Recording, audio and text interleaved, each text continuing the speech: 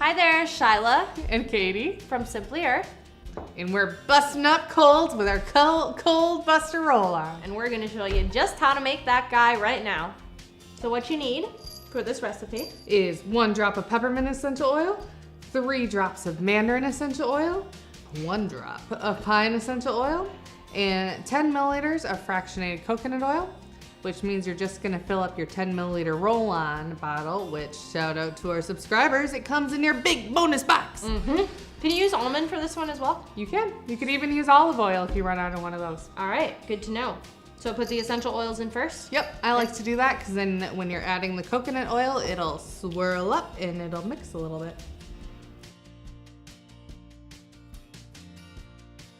And then Fill the rest of the way with the coconut oil.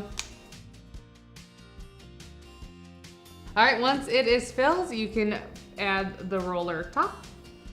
All right, and then once you have the lid on, you can shake it up a little bit to mix it. And it's ready to go. If your roller ball gets stuck, which can sometimes happen, you can coat it with coconut oil and spin it around and make sure it's all covered with that, and that will help it spin. for more recipes just like this, go to simplyearth.com and check out our recipe box. Thanks for watching. See you later.